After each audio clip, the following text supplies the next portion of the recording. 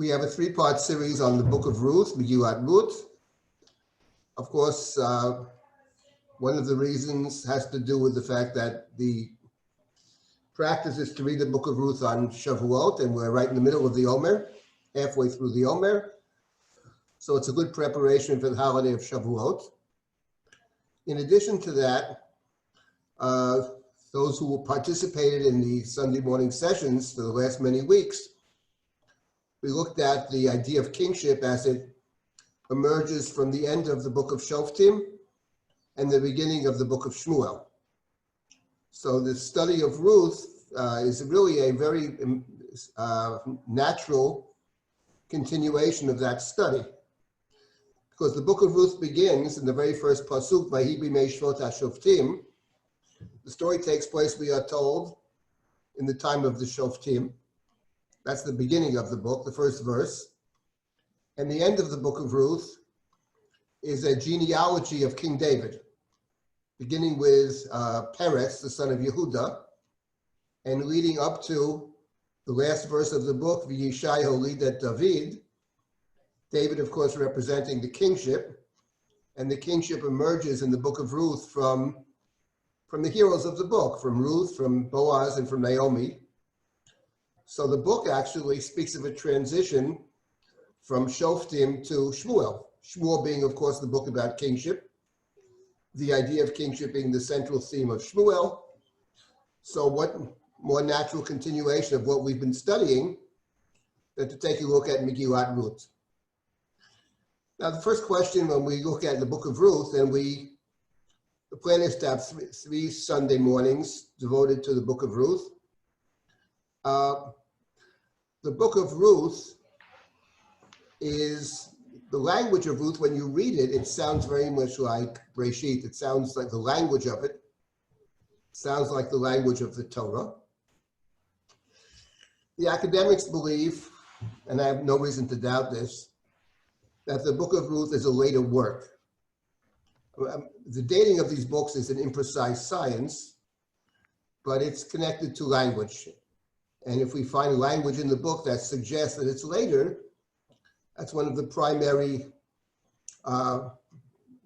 tools that are used to date the book. The idea that the book of Ruth is a much later book is supported by something within our tradition, which is that the book of Ruth in our tradition is included in the 5 Megillot. The Megillot are part of Ketuvim. There's Torah, Nevi'im, Ketuvim, the writings, and one of the primary ideas behind the grouping of things as writings is the date. The writings, generally speaking, are much later. So within our tradition, we include the book of Ruth in Ketuvim. I believe in the Christians, and in the Septuagint as well, the book of Ruth is found in between the book of Shoftim and the book of Shmuel. So I think it's fair to say that it's a later work which sees itself, which presents itself as a bridge between the book of Shoftim on one hand and the book of Shmuel on the other. And I think that can be supported by the language of the book of Ruth, the themes of the book of Ruth, that they seem to be related on one hand to the period of the Shoftim, and on the other hand, to the beginning of the book of Shmuel. So for example, the very beginning of the book of Ruth, Vahi b'mei shvot hashoftim, Vahi ra'av ba'aretz, Vayelech ish b'beit lechem Yehuda lagur b'snei Moav, hu v'ishto shnei banav. The very first verse, the time of the judges, there was a famine, and a man went from Beit Lechem in Yehuda to dwell in the fields of Moab, he, his wife, and his 2 sons.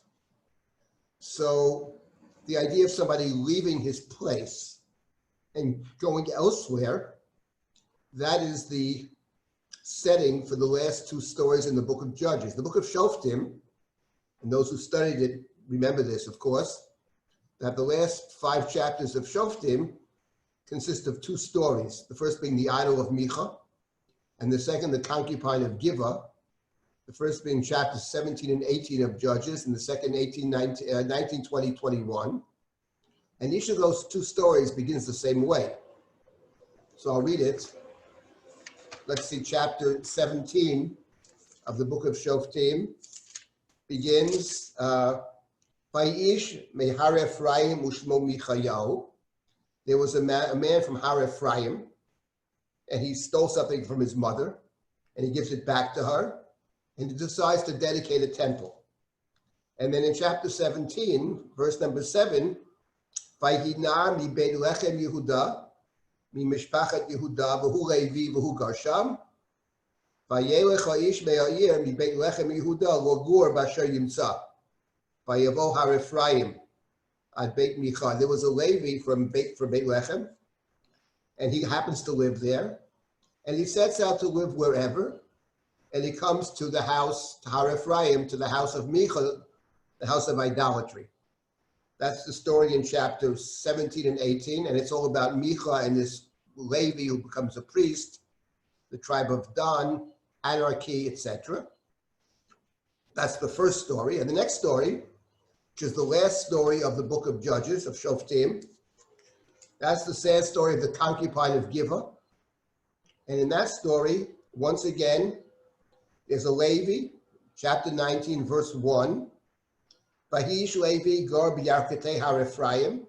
Here the man is from Har Ephraim, and he has a wife / concubine, and she deserts him, she leaves him, and she goes to her father's house, which is Beit Lechem Yehuda. She goes from Har Ephraim to Beit Lechem, and then this man sets out to retrieve his wife and to bring her back from Beit Lechem to Har Ephraim, which he succeeds in doing. But on the way back, they make a stop at Giva, and that's when all the troubles begin. Pilegesh by Giva. But in each case, it's about people leaving their place, appropriately or inappropriately, setting out for someplace else, and there's trouble. And that's how the beginning of the book of Ruth begins, Megillat Ruth, Bimei Shvot HaShoftim, and there's a man named Elimelech who leaves Beit Lechem, and he goes to stay Moab, to the fields of Moab. We'll get to that in a couple of minutes. He goes to Moab with his family. So that's one of the connections to the end of Shoftim. It's another story. And in fact, if you think about it, the next story in the Bible, after the two stories of the book of Judges, the next in our Bible is the story of Hannah, Shmuel chapter 1, and there too, there is a man in the beginning of Shmuel Elkanah, and we are told that this man, Ephrati, he's from Ephrat, he's from Ephraim, let's say, and he travels periodically to go to Shiloh. So once again, it's a man who leaves his home periodically, and he takes a journey to the house of God, to Shiloh, which turns out to be a place of utter corruption. But once again, it's about the travel, and the hero of the story, of course, is Hannah. And in that story of Hannah, she's the hero. And in the beginning of the book, her husband tries to comfort her. She wants children, she has no children. And Elkanah says to her in chapter 1 of Shmuel, why do you cry? Why don't you eat? Am I not better to you than 10 children? Now, at the very end of the book of Ruth, chapter 4, the very end of the book, so we have the women, after Ruth has a child, and the women say to Naomi, that God has restored your soul, and you have a child, you have a redeemer, O hishbi loch goel hayom, chalatecha asher ahevatech yiladatu, asher hitov olach mishiva banim. So the end of the book has the women consoling Naomi and saying, what joy you have, your beloved daughter-in-law, who's better than 7 sons, has given birth. So that recalls the beginning of the book of Shmuel. So I think what's fairly clear, and there are other literary connections as well. We'll come back to some of them perhaps in the course of our study. But what is clear is that the book of Ruth, though it may be a later work, and I'm quite sure it is a later work, but is written as the bridge between the book of Shoftim on one hand and the book of Shmuel on the other. In other words, the movement from Shoftim, in which there is no central authority, there's no king, to the book of Shmuel, which speaks of a unified nation and one king. And it's very interesting, actually, that the name of the man who leaves Beit Lechem to go to stay Moab is named Elimelech, which means quite literally, God is my king, which of course can be seen as a theme of the book of Shoftim. That is to say, there's no human king. There's no one king. There are judges, tribal leaders. But Gideon said, when they asked Gideon to be the king, he says, you have a king. Hashem Elokechem Malkechem. God is your king. Whether we believe that or not is another story, but that's what he says. That was Shmuel the prophet's argument that God's the king, so we shouldn't have a human king. The book of Judges is about God is king. The book of Shmuel, of course, is all about the possibilities and challenges of the human king. So what we're looking at in the book of Ruth, among other things, we're thinking about the transition to kingship, which in the book of Ruth, David is the ideal king. The book of Ruth holds kingship up as an ideal and suggests to us that what allows for kingship in the positive sense are the behaviors of the three heroes of the book, of Ruth, of Naomi, and of Boaz, that their heroism, which is all on the level of family, interpersonal. It's not about politics. It's about the way people act in their personal lives. And these kind of behaviors of self-sacrifice, of altruism, of caring, are what leads to the ideal king. That's the book of Ruth. The book of Ruth certainly holds kingship up as a positive. Within the Bible, there are different texts, but in the book of Ruth, the Megillah, it's certainly a positive. That's the first point I wanted to make by way of introducing the book of Ruth. Let me make a couple of other points about Megillat Ruth. Megillat Ruth is a very beautiful book, and it's a very positive book. It is beautifully constructed, and what's interesting about the book of Ruth, and makes it almost perhaps unique in our Bible, is there are no negative characters in the book of Ruth. There are superb human beings, and there are normal human beings, but there are no bad human beings. And I'll give you an example of this. In chapter 1 and chapter 4. So chapter 1, of course, is the story takes place on the main story takes place on the path back to the land, to Beit Lechem, the road back. Naomi meets tragedy. They all meet tragedy in Moab. And Naomi determines to go back to Beit Lechem. And her two daughters-in-law accompany her on the way back. And Naomi turns to the daughters-in-law in chapter 1 and says to them, why do you go with me? Lama kelach noemi. There's no point to go with me because there's no future. I'm too old to have children. Even if I could have children, you're going to wait around forever till I have the children. You'll be agunot, you'll be tied down. She says to her two daughters-in-law, go back to Moab, you have lives to live. Go home, get married, have a nice life, don't go with me. And they both say, Vatomar nala ki tachna shuv li'amech. So they both say, no, we're both going to go with you. That's both of them say. She has two daughters-in-law, Ruth and Orpah. And then Naomi persists. She says to them, there's no point to accompany me. Let's find that pasuk. That's in, now we come to the 11th pasuk. Then she says, I can't have children. I'm too old. And if I could, why should you wait? Initially, she just said, go back. You have to live. They said, we're going with you. You hope for the future. There's no point, she says. Al benotai ki marli miyod mikem. Ki yotza bi yad Hashem. So she makes a second argument here, which is a very important argument for the book. She says, don't go with me, there's no future for you. And on top of that, she says, Hashem, she mentions God several times. Hashem is my enemy. Hashem has been out to get me. Yotza bi yad Hashem. I'm a person. I'm a human being who is seen by God as bad, as God's enemy. God afflicts me. Why would you cast your lot with somebody who was afflicted by God? That's her second argument. So after this argument, they again cry. But Ruth cleaves unto her, and here we have one of the famous and important conversations in the book. Naomi turns to Ruth and says, go back.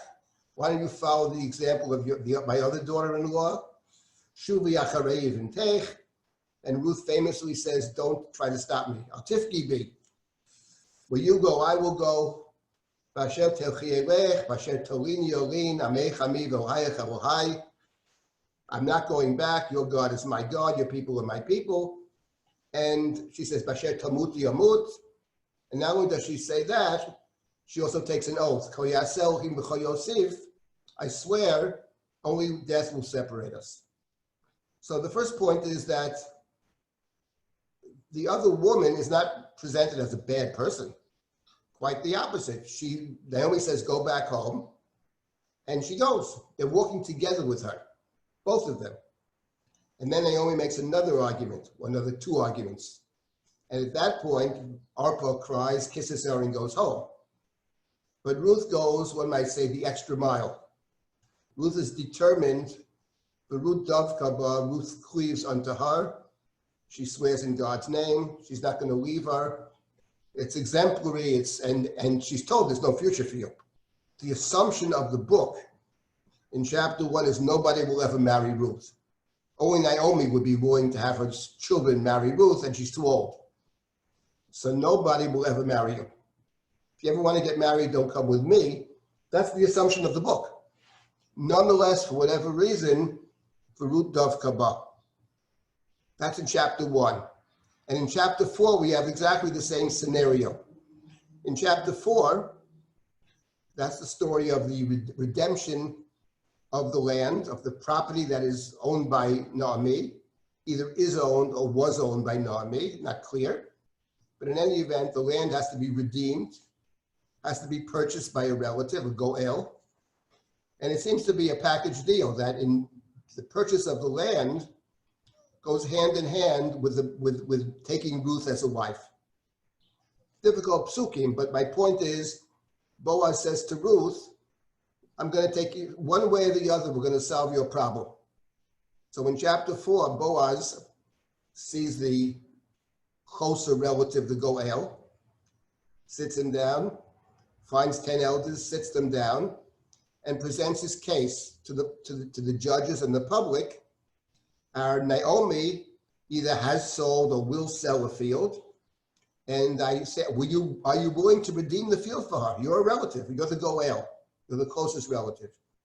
Are you willing to redeem the field? Vayomer anochi egal. So the relative says, yes, I will. I will be the goel. I'll accept my responsibility. And then Boaz adds, let me tell you something. In buying this field, there's another obligation. It's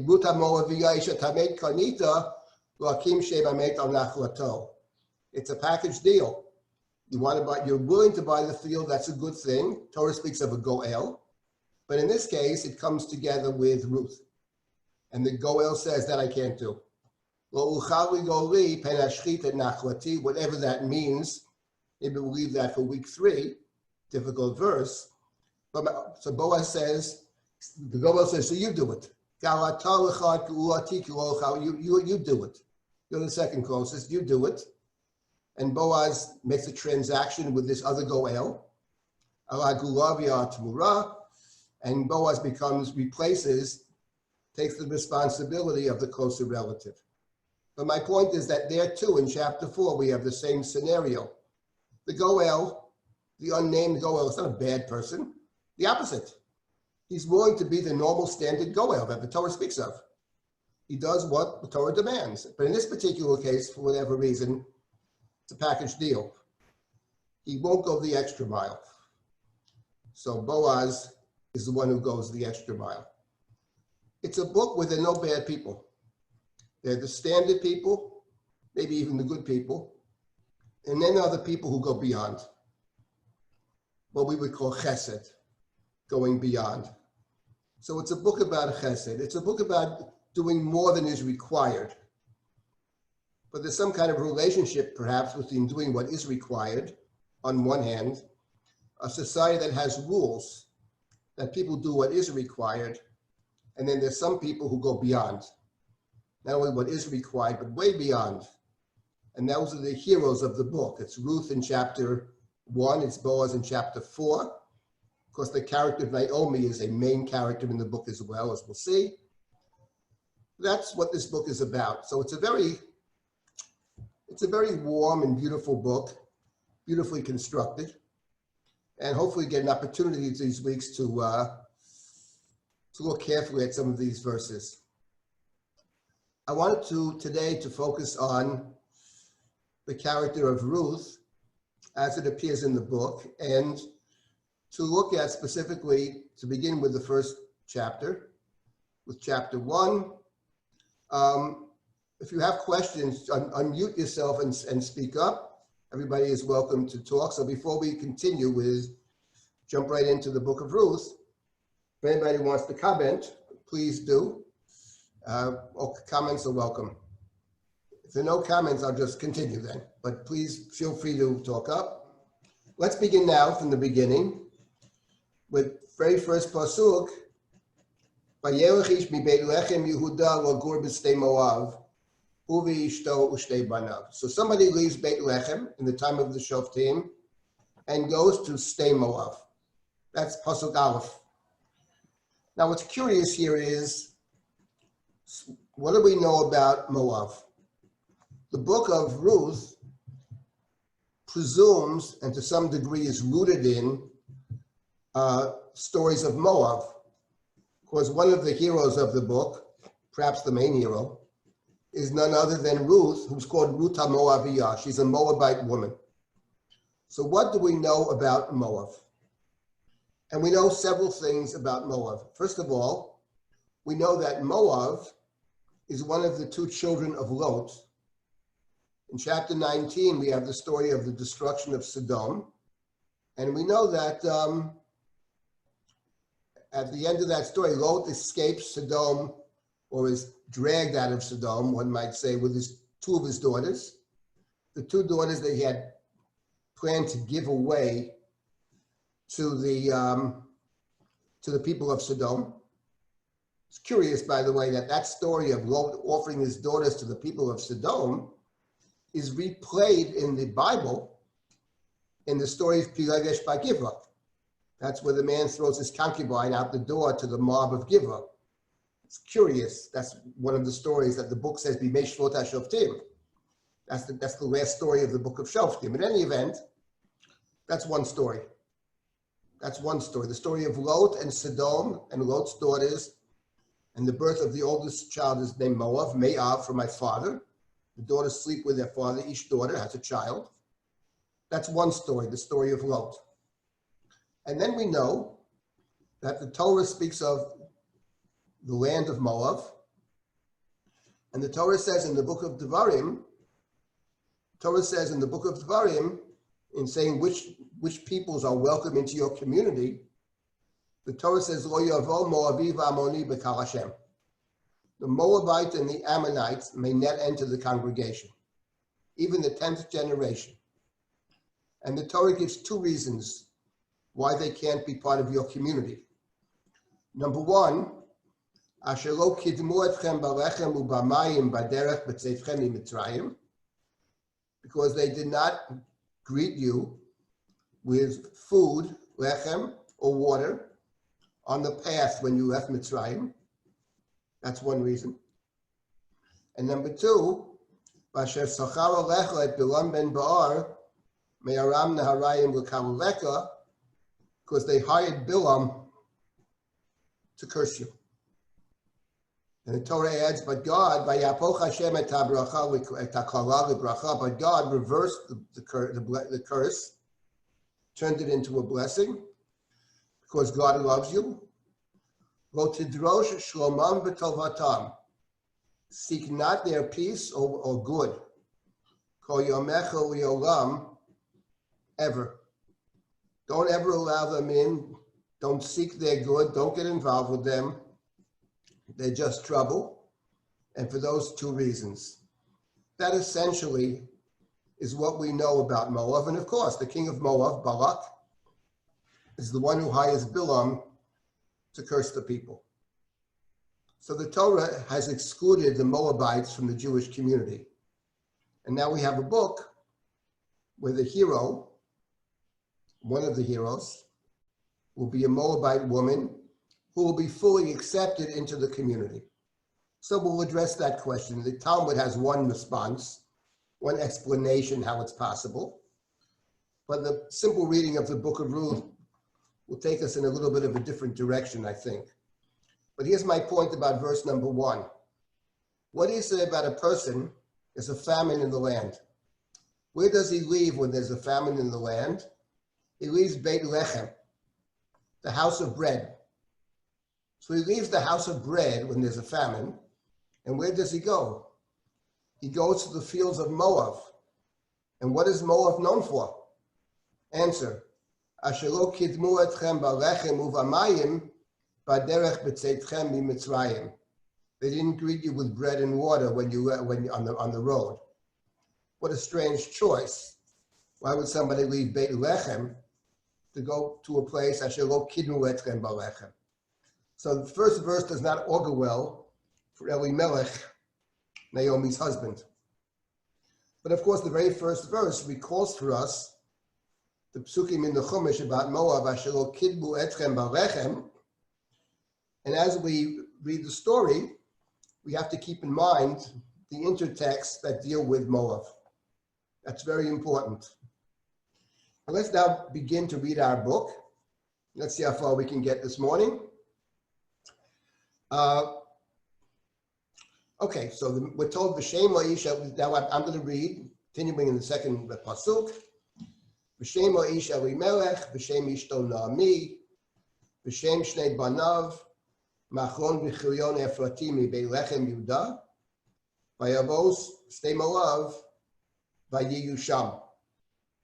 We're told the name of the man Elimelech, the name of the woman Naomi, the name of the children Machron and Kilyon. And they go to Moab, and they are Sham. Shame, shame, shame, and then Sham. Now we get to the next verses. Elimelech dies in verse number 3. Naomi is bereft, they're left with her 2 sons. Vayisu lahem nashim Moaviot, and they marry Moabite women.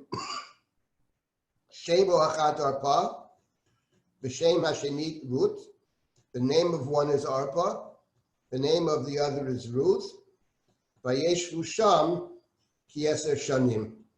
And they lived there for 10 years. So we notice something interesting over here, that in the first set, shame, shame, shame, 3 shames and 1 sham, for 4. And in the next set, shame, achat arpa, shame, hashenit Ruth, vayeshvu sham.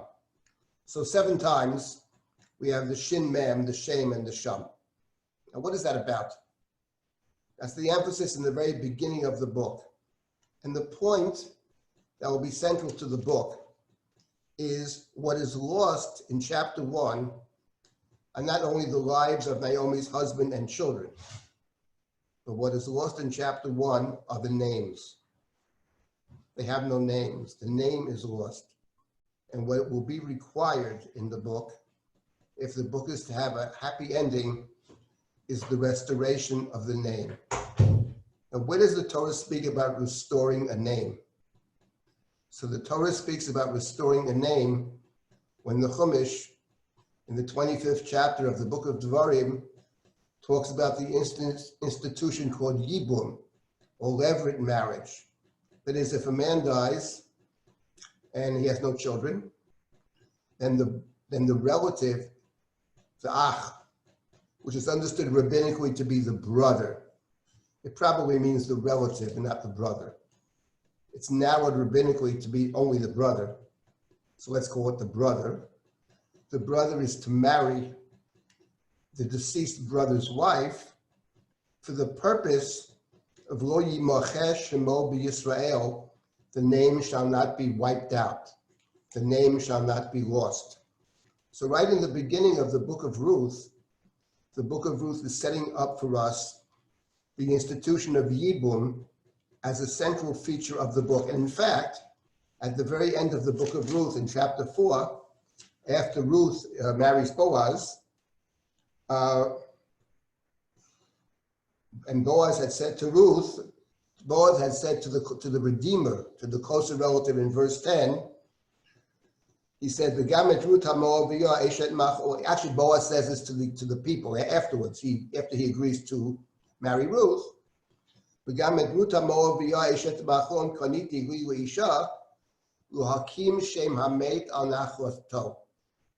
establish the name of the dead man on his inheritance, the name of the dead man shall not be wiped out, shall not be eliminated. And then when the women speak up afterwards and they bless the family, so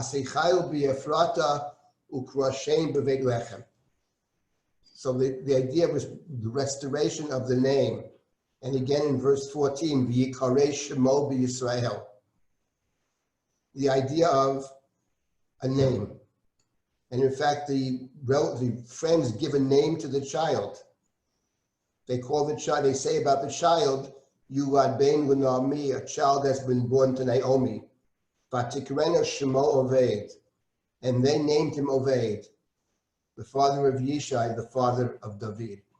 So what we encounter in the very beginning of the book, and the central theme of the book, is the loss of the name and the restoration of the name. And the book immediately, the very beginning of the book, is placing before us, reminding of the institution of Levirate marriage. The institution of Levirate marriage will be a central feature of the book of Ruth. And the institution of Levirate marriage, before you get to chapter 25 of the book of Devarim, we have already encountered, in a sense, Levirate marriage in the narratives of the Torah, and we encounter it in two different places. We encounter it in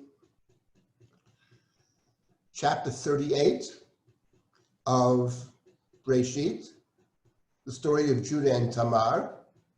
That's a story that is central to the book of Ruth. We're not getting into all the details now, but we'll get there. Maybe next week. But the truth of the matter is, and there the word Yibum is found. There we had, the word Yibum is actually found in chapter 38. But the truth of the matter is that we encountered the idea of Levirate marriage in an earlier story of the Torah. The story that I mentioned a few minutes ago, namely Lot and his daughters. Because the daughters believe, after the destruction of the Sodom and the other cities, they believe there's no man left. There's no man they can marry, there's no man they can have children with. And they determine, therefore, to continue the world, or their world, by sleeping with their father. And each one sleeps with their father, and each one has a child. So that's a kind of Levirate marriage. And we have to remember something about Levirate marriage.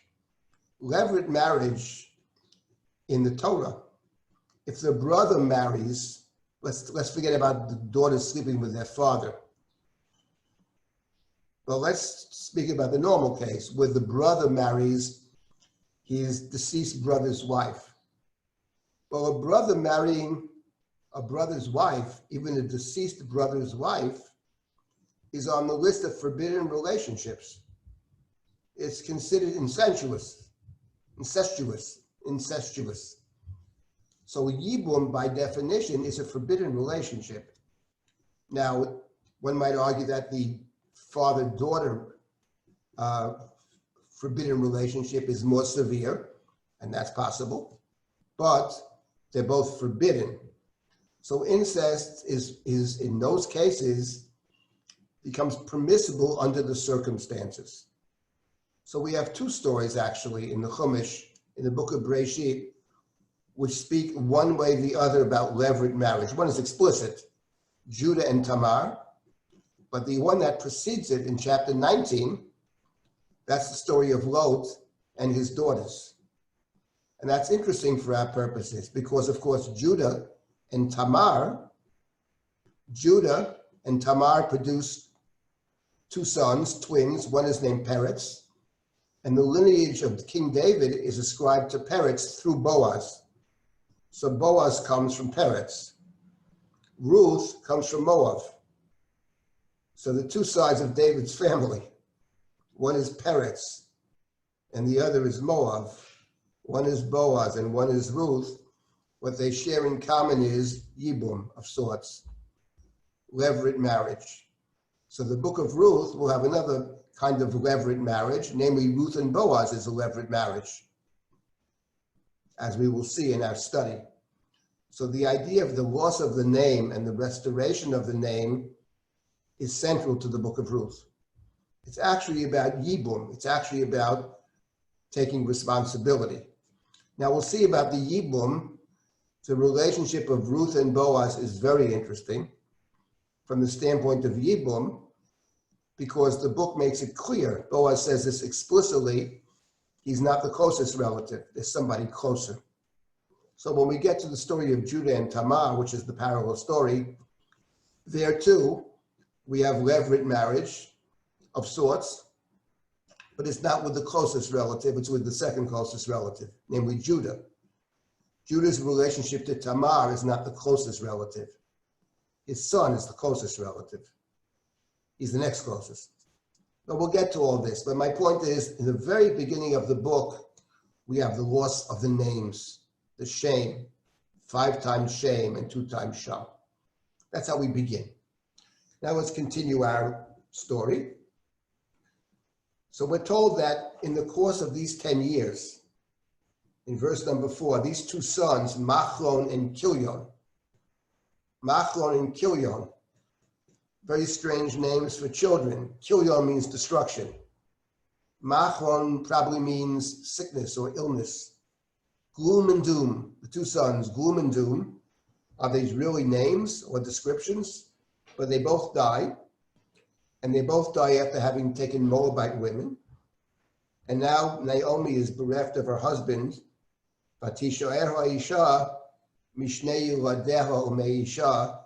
She's bereft of her 2 children, children, and from the husband.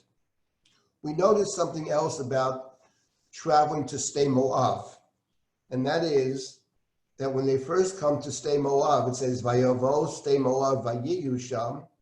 In verse number 3, they were there, Vayiyu Sham. And then Elimelech dies. The 2 sons married 2 Moabite women. Vayeshvu Sham ki 10 shanim.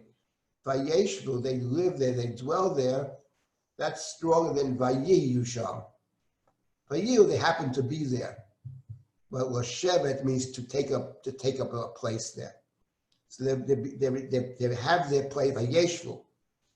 But now, Naomi has lost everything. She's lost both sons. She's lost her husband. And now, in verse number 6,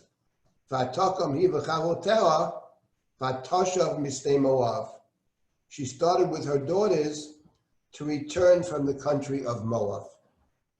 The Vatashav, of course, would appear to refer primarily to Naomi, who's returning. We can't speak of the Moabite women as returning to the land. They were never in the land. They were never in Beit Lechem or Eretz Canaan. They're Moabites, but they returned with her. The verb to return is primarily directed to Naomi, but they're going to accompany her. They're going to cast their lot with her. That's how they start off. And why is she going to return at this point?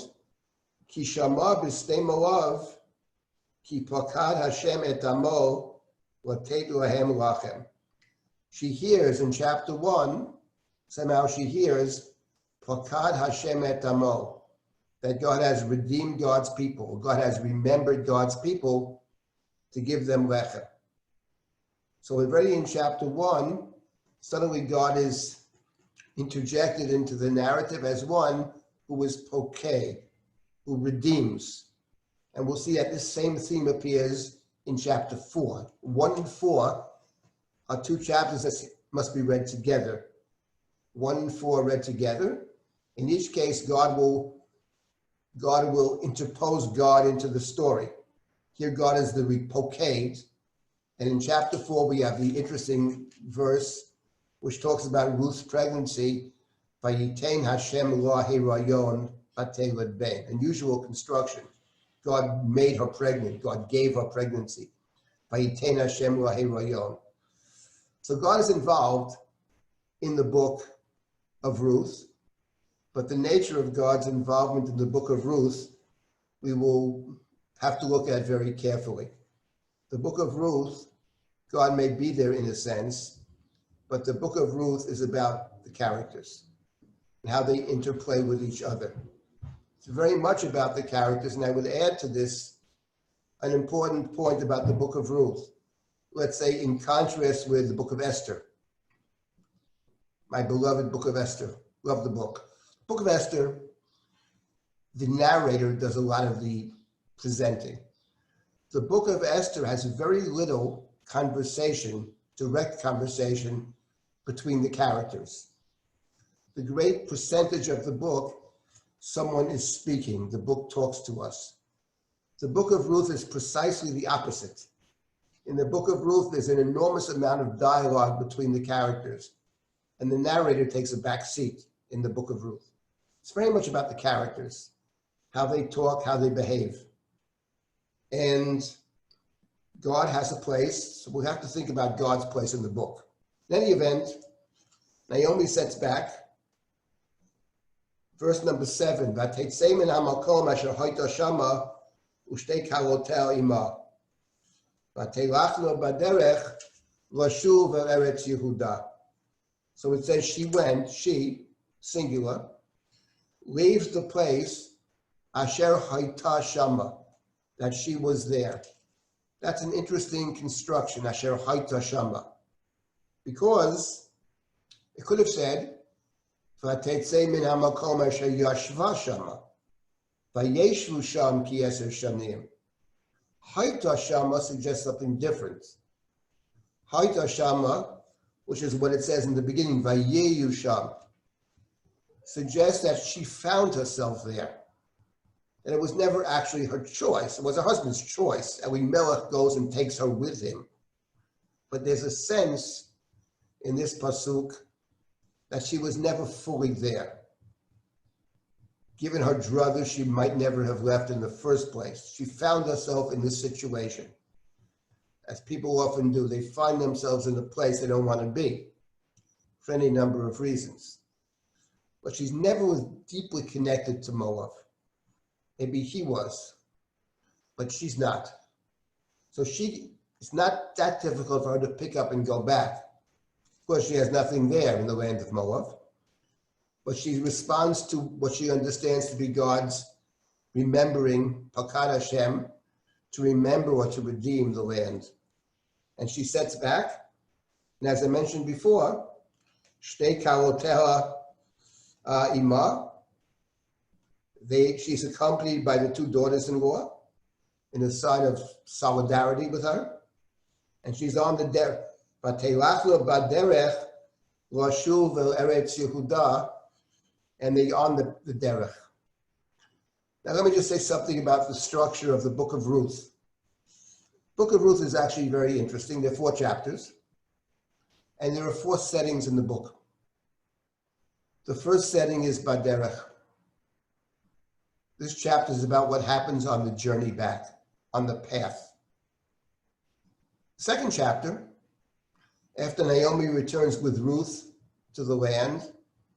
The setting is the field. The field when Ruth goes out to glean from the field and to bring food back for the older woman, for Naomi, to support her. That's scene number 2, takes place by Sodeh. Scene number 3, the setting of scene number 3 is the threshing floor of Boaz, the Goren. That's scene number 3. And scene number 4 takes place at the gate, at the Shar.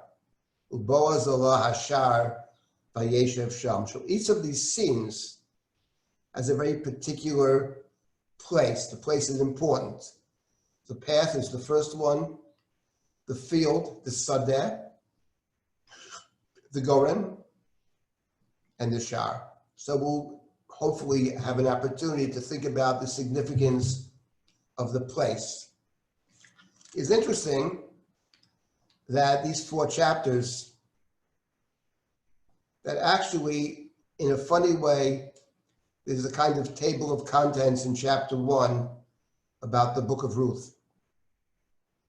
To jump ahead for a moment to the famous statement of Ruth, when Naomi says to her, follow your sister, the other daughter-in-law's path and go back to your people, go back to Moab, don't come with me. I'm bad news, don't come with me. And Ruth says to Naomi in verse number 16, Pasuk Tet Zayin,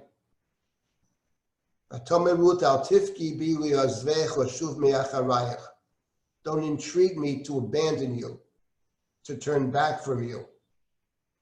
Where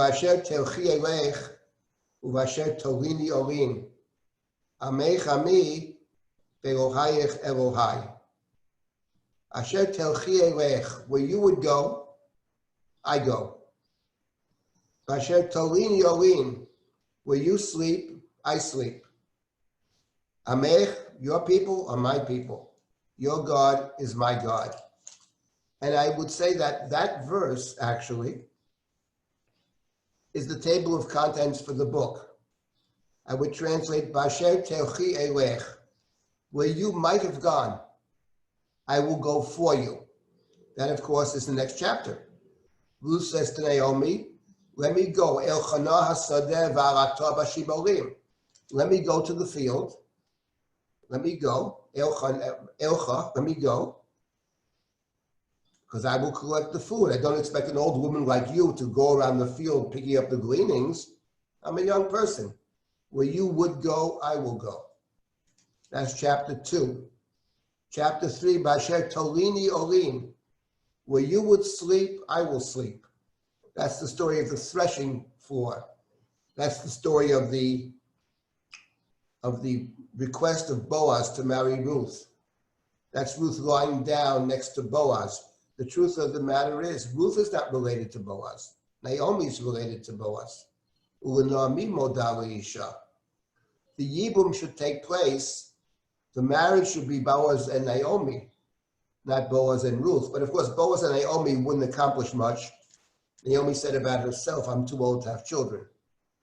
So Ruth is the proxy for Naomi. We'll get to that. It's clear from the text of chapter 3 that Ruth acts as Naomi's proxy. Basher Tolini Olim, where you would lie, I'll lie in your place. And finally, chapter 4. Chapter 4 is about the acceptance of Ruth by the Jewish people. Amech ami ve'elohayech Elohai. Your people are my people. Your God is my God. That's the subject matter of chapter 4. That's the grand conclusion to the book.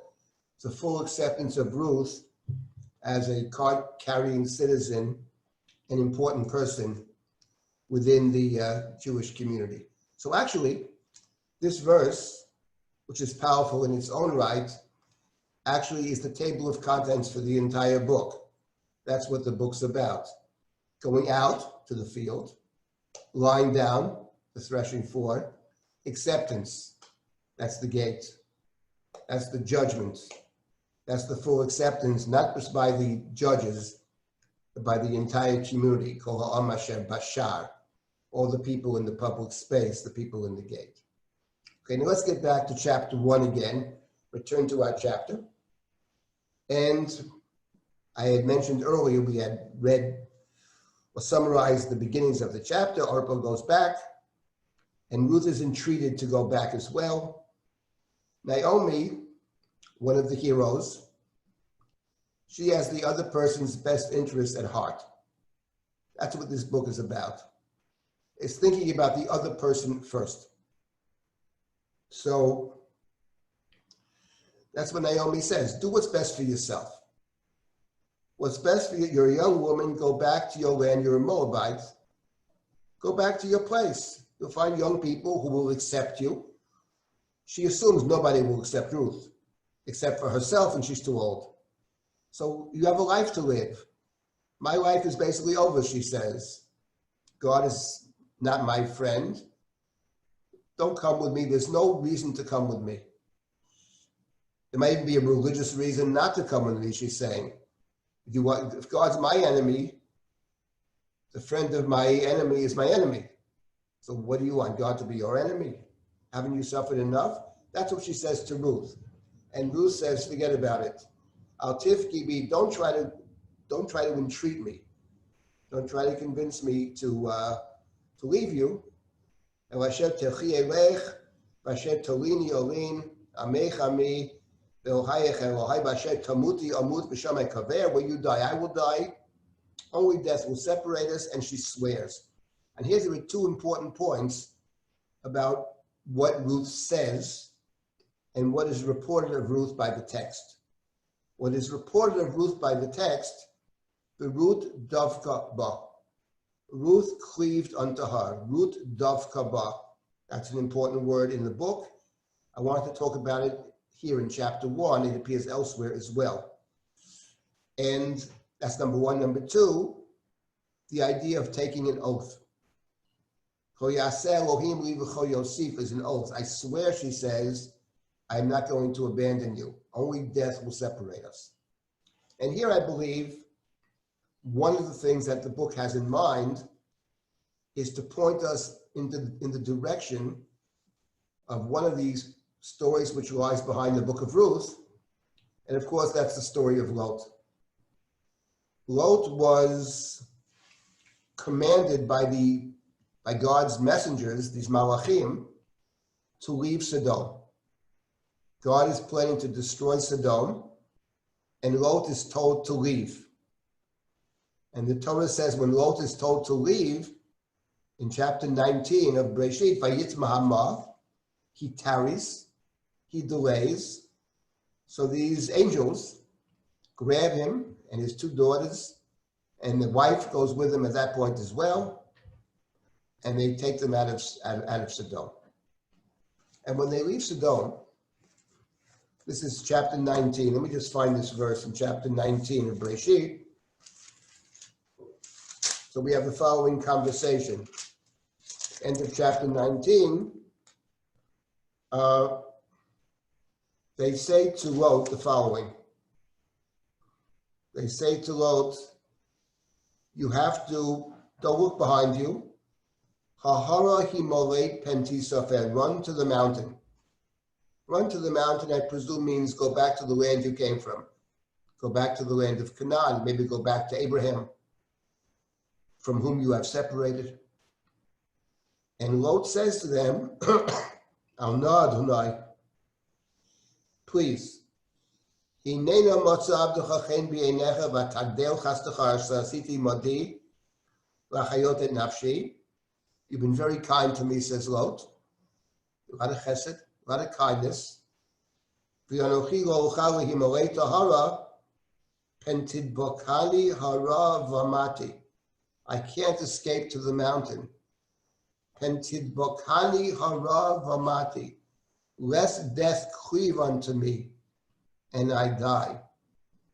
But rather, let me go to a nearby city, to Tzoar, and then from there he goes to the cave. His daughters sleep with him. Moab is born. Pentidbokali hara v'mati. Lest death cleave unto me. So the book of Ruth tells us about Ruth, the descendant of Lot. For Ruth davka ba, but Ruth cleaved unto her.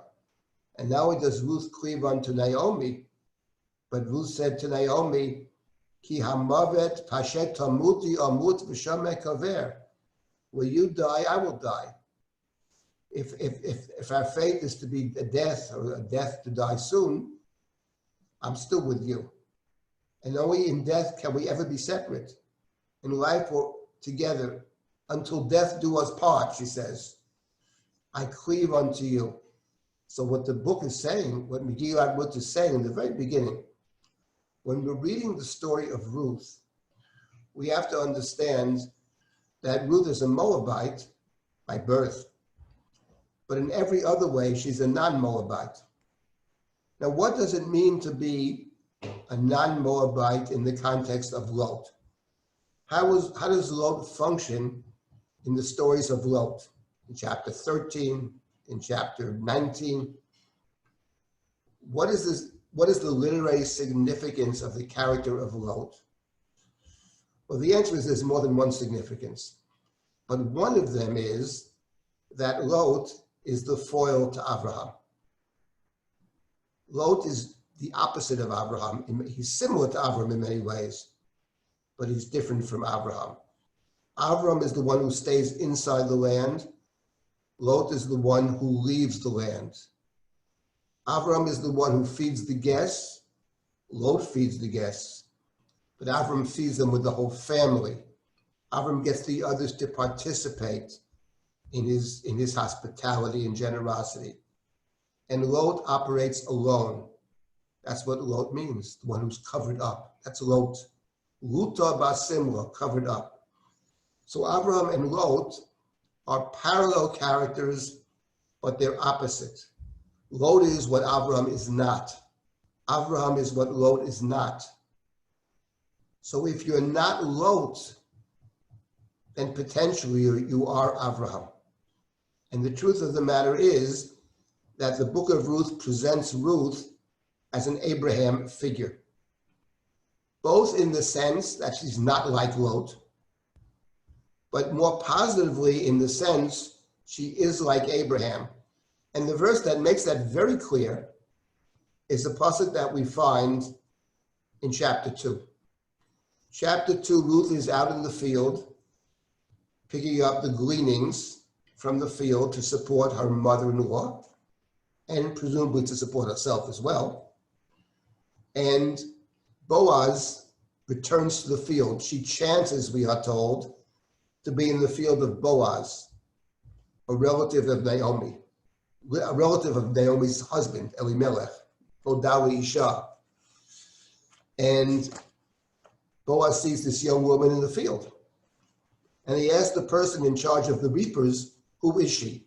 Oh, that's the Moabite girl that came back with Naomi. So Boaz approaches Ruth. And Boaz says to Ruth,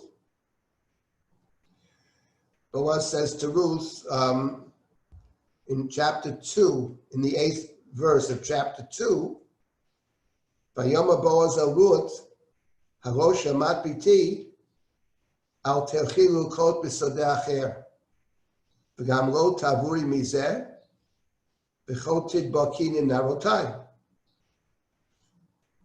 Don't go to another field, he says, and don't leave this field. V'chot tidbakin, there we have the word davak again. We'll get back to that some other time. Cleave here, stay close to the girls. Don't go anyplace else. And not only that, he says in the verse number 9, Siviti et hanarim livilti nogech, and I've warned the boys not to bother you. Boys aren't going to make trouble with you. And when you get thirsty, v'tzamit, v'yolachta hakelim, then you can go to the vessels to drink. V'shatit kasher yishav be'asher yishavun, and you can drink from what the guys are taking. You're an equal over here.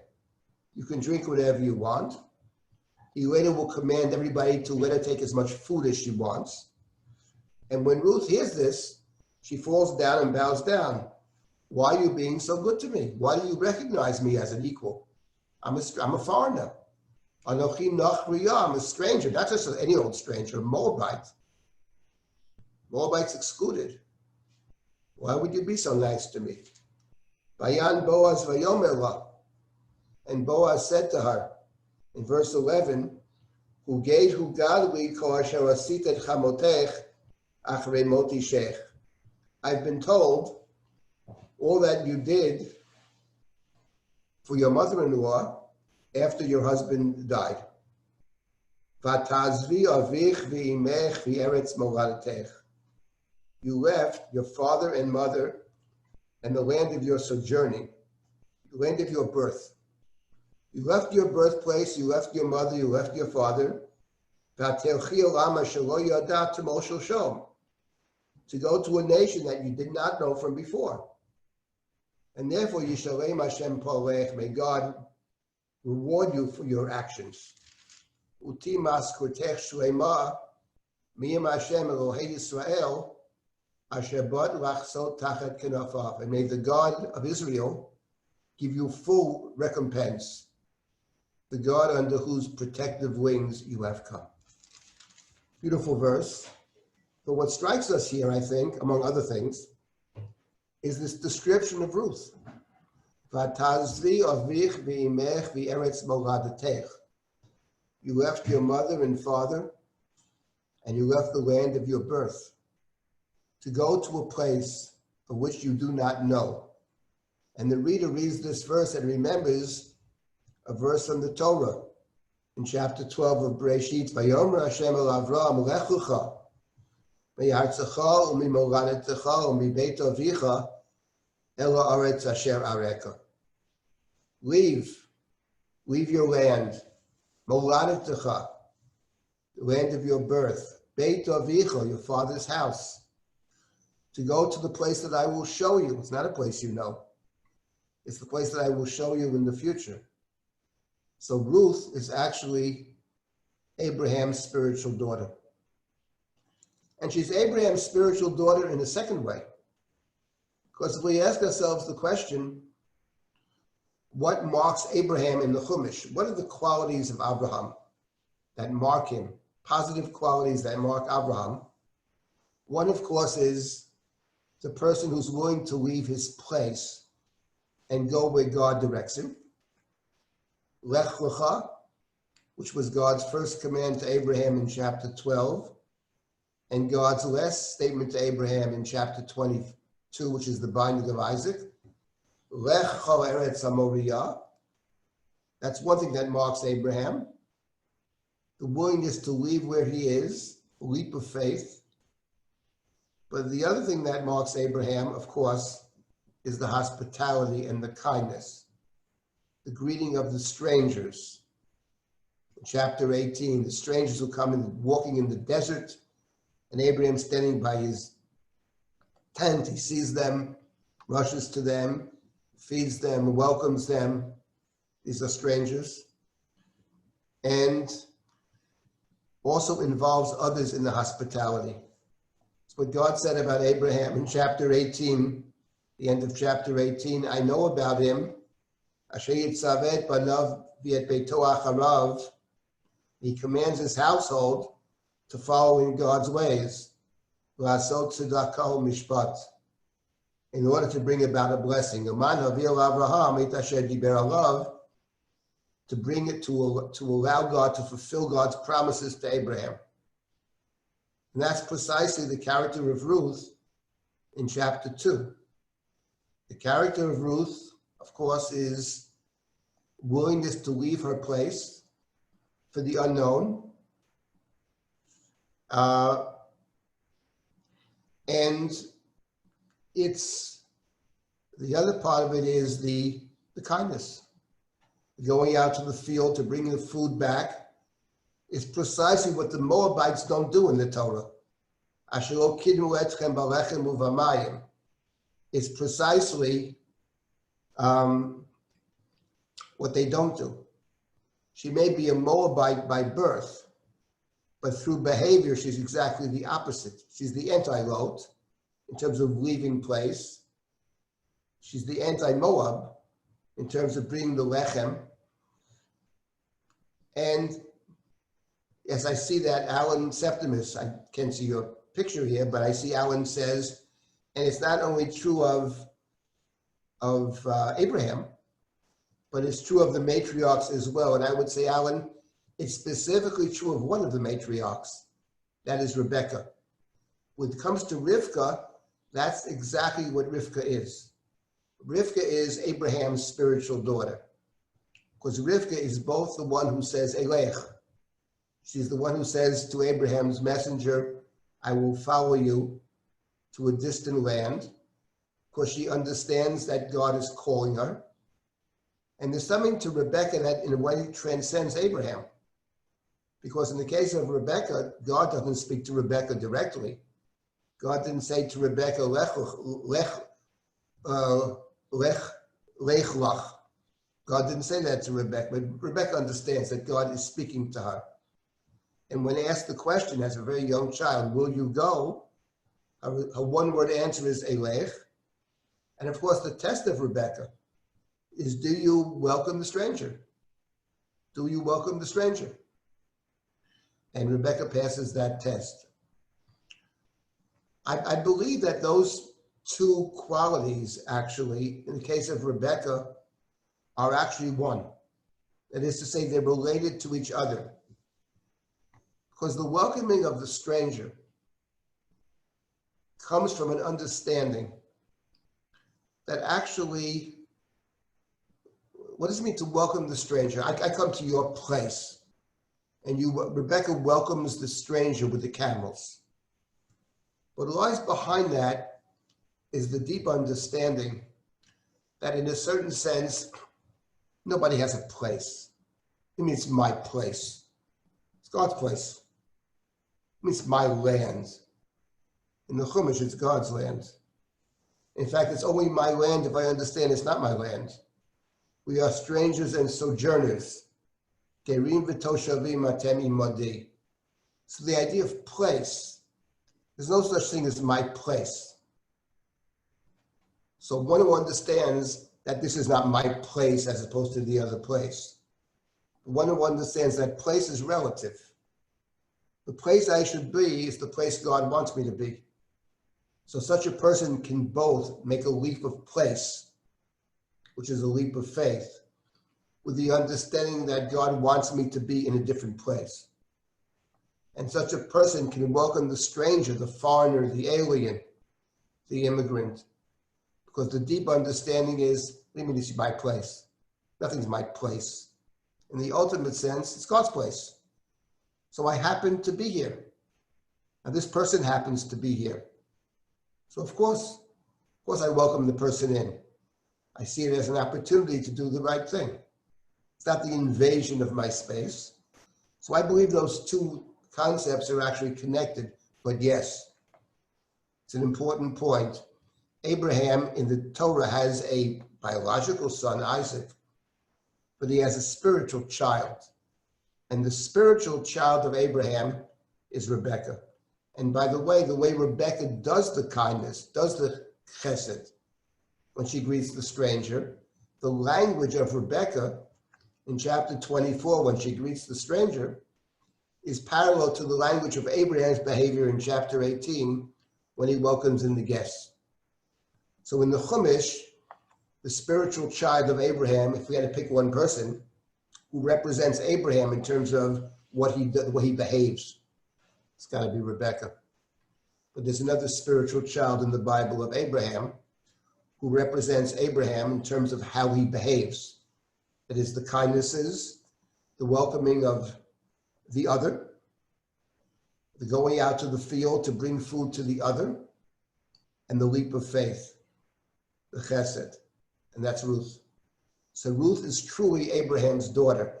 That's what Boaz is picking up. That's what Boaz's language suggests. So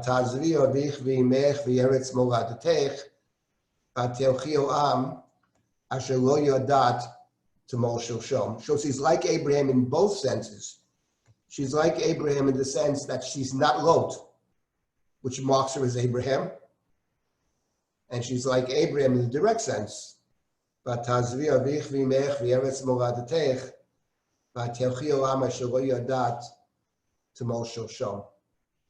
something else here, which is interesting about the book of Ruth in general, and that is that when the Torah speaks about Moab, the exclusion of Moab, so the Torah gave two reasons why we exclude Moab. First of all, because they didn't greet you with bread and water, Vaderech b'tzeitchem mitzrayim, on the path, on the derech. But derech means when you were in trouble, when you were vulnerable and in trouble, when you had no place. These are our cousins. You would have expected them to be helpful, and they were very disappointing. They didn't greet you with lechem. That's one reason. But then the Torah gave another reason. The Torah said we are to exclude the Moabites and the Ammonites, Ammon and Moab, because they hired Bilam to curse you. Actually, in the Chumash, the nation that hires Bilam to curse us is Moab. Balak, the king of Moab. So they hired, Moab is a nation that curses the other. Now, what is very interesting is that in the book of Ruth, one of the markers of the book of Ruth, and we have this several times in the book of Ruth, and it's very interesting, is the number of times in this tiny little four little chapters, how many blessings we encounter in the book of Ruth. The book of Ruth is filled with blessings. It ends with two blessings, and in chapter 2, the next chapter, maybe next week we'll have an opportunity to delve more deeply into chapter 2. But we have many blessings in chapter 2. And chapter 2 actually begins with an exchange of blessings. Boaz comes from Beit Lechem, we're told. He says to the Kotrim, may God be with you. That's a blessing. Vayomer lo yivarechecha Hashem. And God bless you. It's an exchange of blessings. And when he meets Ruth, he says to Ruth, don't leave my field, stay here. You can eat whatever you want, and you can drink whatever you want. And then he blesses her. She says, why are you being so nice to me?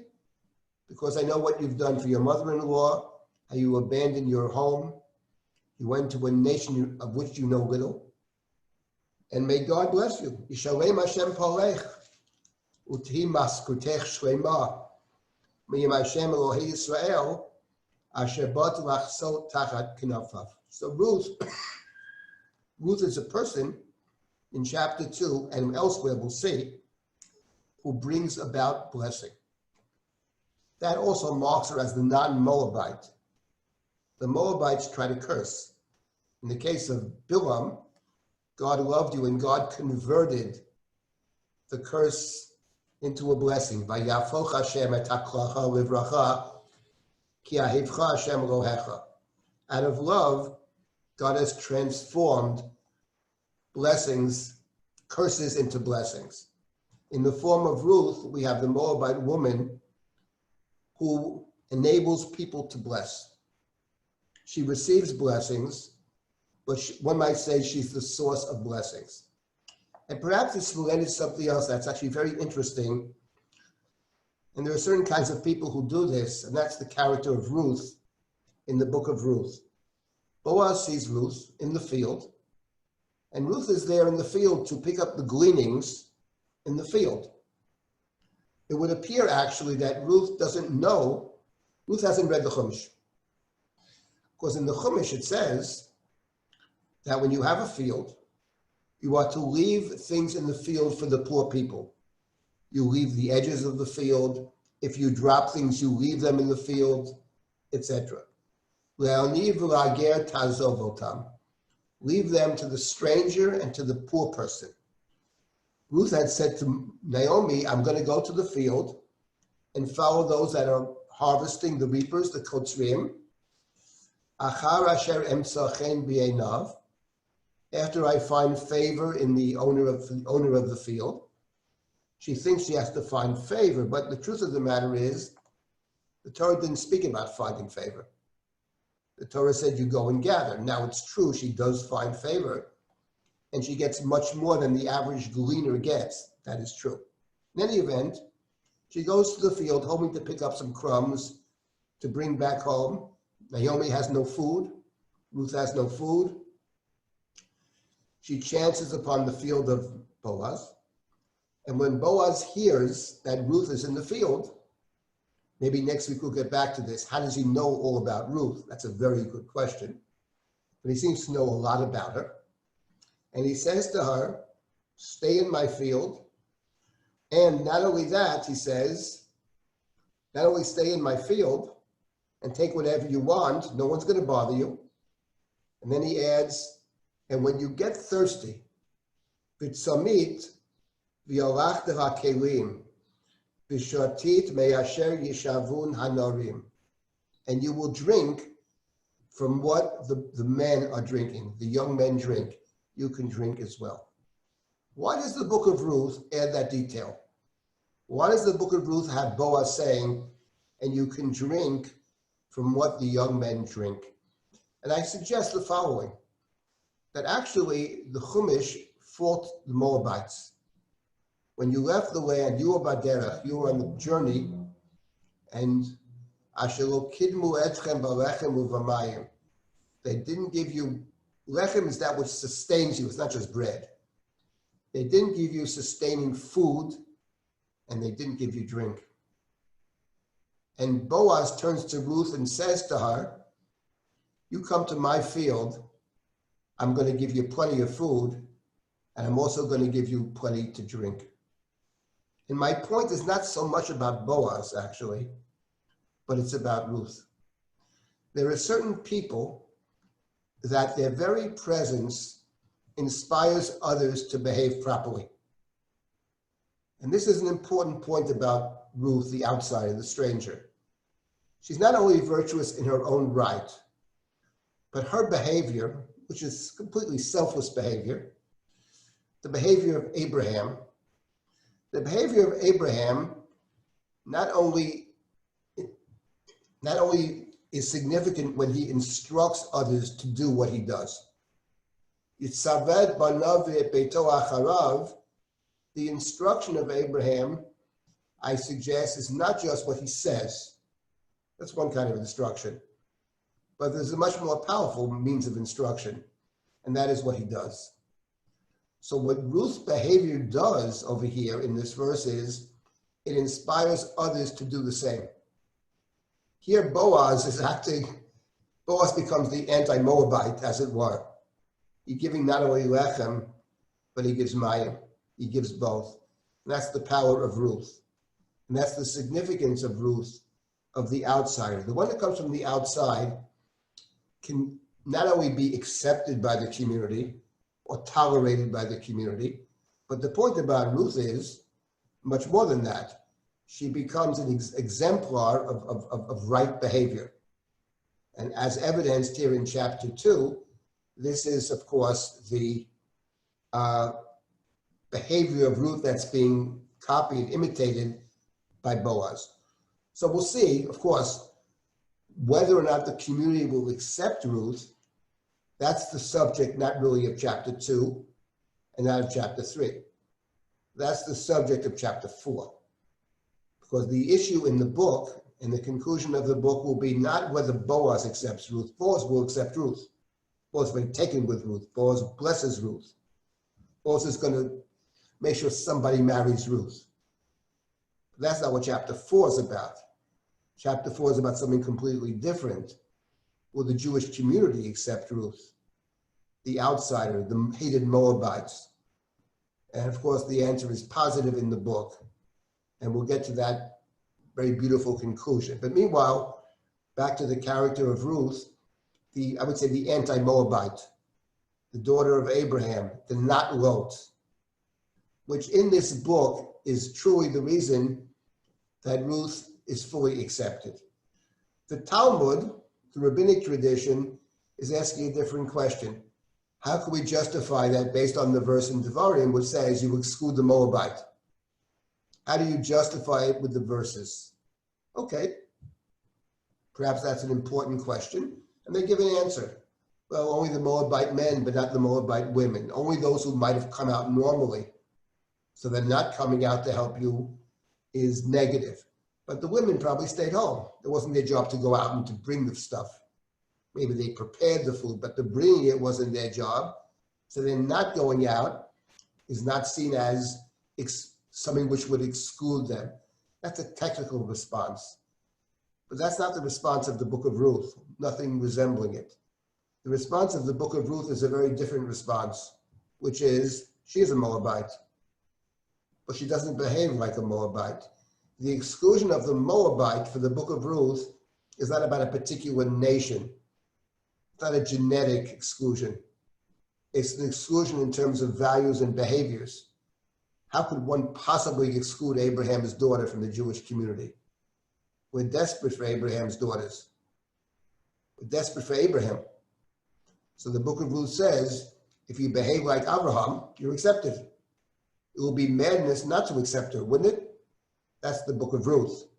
That's the idea of the chesed of the book of Ruth. Let's just go back now to chapter 1. So Ruth, of course, is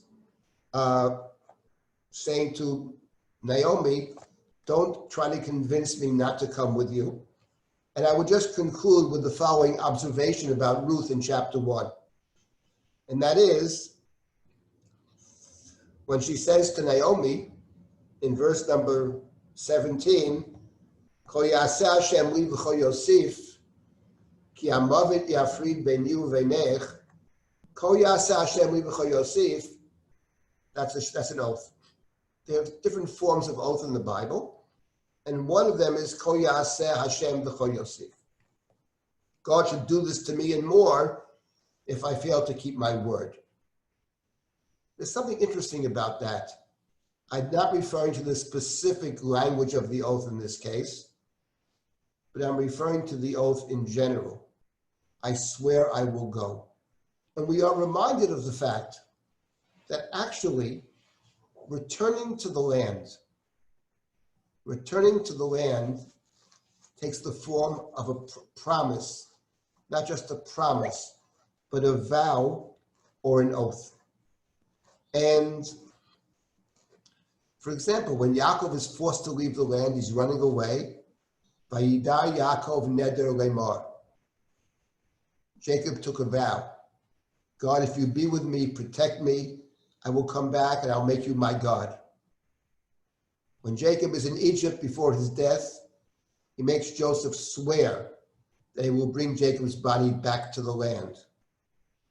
When Israel is in the desert, and Israel is attacked by, in chapter 21, the king of Arad, the southern king of Arad, and Israel took an oath and swears, God, if you permit me to be victorious, I will dedicate the cities to you. And God has sworn to Abraham, Yitzchak, and Yaakov that God will bring the people into the land. And God has sworn to Abraham at the Akedah that I promise that you will have this land. The land is returned to by means of the oath, and the important point about the oath is, the oath, of course, is a promise you must keep. But the oath is more than that. The oath is a way of saying that the return to the land is a sacred obligation. Because in the Torah, that's where God is present. That's where God commands and God speaks. When Ruth says, I swear I will go to the land, she's not just making a promise and saying to Naomi, don't try to dissuade me because it can't work. I took an oath. But I believe she's saying much more than that. Where this is coming from, who knows? But what she's saying is, I see this as my sacred obligation. Now, the sacred obligation here could be a sacred obligation because Ruth's understanding is that commitment to this other who is suffering is a sacred obligation. Her commitment to Naomi is more than I like her. She's my mother-in-law. I feel sorry for her. But for Ruth, it's an obligation. That's different. It's the way I do God's work in this world, is by supporting those who don't have, those who are suffering. That's minimally what it means. Perhaps she understands even more than that. Perhaps she sees the land in general as a place which encourages, allows, and instructs us to do the right thing. Perhaps she sees the land, as the book of Devarim says, you reach out to those that don't have, you incorporate them. Naomi is an example for Ruth of a much larger obligation. But it is very striking that this Ruth returns to the land through an oath, as does Jacob twice, as does Israel in the desert, and as God does. God promises the land, more than promises. God swears, Bi nishbati num Hashem. I swear, says God, I swear by my own name, that you, Abraham, and your descendants will possess the land. Where this insight comes from, we'll never know. How Ruth has this unbelievable insight, but that's how she is described in chapter 1. And of course, once she says this, there's nothing to be said. Naomi stops trying to dissuade her, but Techtal, she stops. Now they journey together. They journey together until they come to Beit Lechem. Ad Boana Beit Lechem, Teilachnu Shteyem, the two walk together. When they come to Beit Lechem, they are greeted by the people of Beit Lechem, who are astonished. Are you Naomi?